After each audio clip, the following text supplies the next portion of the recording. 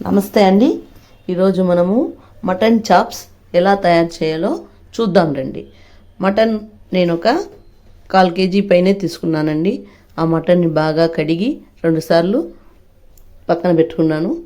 ఉప్పు, పసుపు వేసి కొద్దిగా నీళ్లు వేసి చూడండి. ఆ మటన్ చాప్స్ కొంచెం పెద్ద పెద్దదిగా రిబ్స్తో కూడా ఇస్తారన్నమాట. ఆ రిబ్స్తో కూడా ఇచ్చేదానివల్ల అదొక టేస్ట్గా ఉంటుంది. మనం అడిగేటప్పుడే చాప్స్ కావాలని అడిగితే ఆ సైజులో కటింగ్ చేసి ఇస్తాడు. అప్పుడు మనకి చేసేదానికి బాగుంటుంది కదా. ఉప్పు అంతా వేసి ప్రెషర్ కుక్కర్లో ఒక 4 విజిల్లు వచ్చేంత వరకు పెట్టేసాము. ఇప్పుడు అది తీసుకుని దానికి కావాల్సిన పదార్థాలు ఎలా చేయాలో చూద్దాం రండి. దానికి టమాటా, ఎర్రగడ్డలు, కరివేపాకు అంతా తీసుకోవాలి. సోంపు కొద్దిగా నూనె వేసి వేయించుకొని, టెంకాయ వేసుకొని, పచ్చి ధనియాలు, మిరియాలు, జీలకర్ర, టెంకాయ అంతా వేసి ఫైన్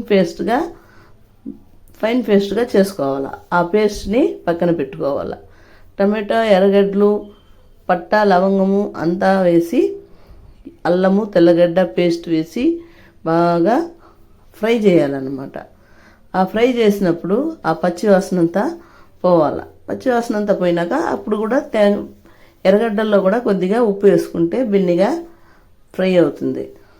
చూసారా ఎంత ఫ్రై అయ్యిందో? సిమ్లోనే పెట్టుకొని ఫ్రై చేస్తే బాగుంటుంది.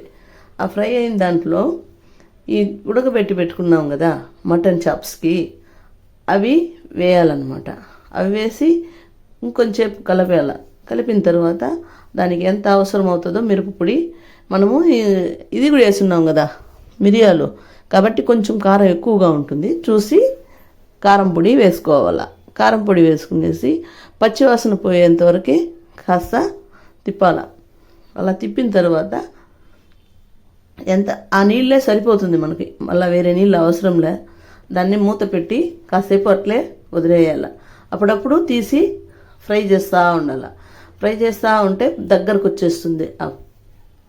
ఆ చాప్స్ దగ్గరకు వచ్చినప్పుడు దాన్ని తీసుకుని,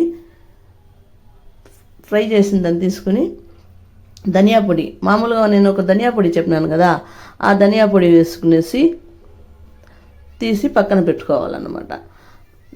చూడండి ఎంత క్రిస్పీగా ఉన్నట్టే ఉంటుంది.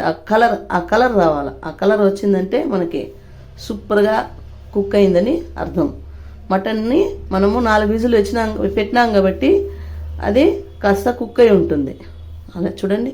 దీన్ని దేంట్లో అయినా పెట్టుకుని తినొచ్చు. అన్నం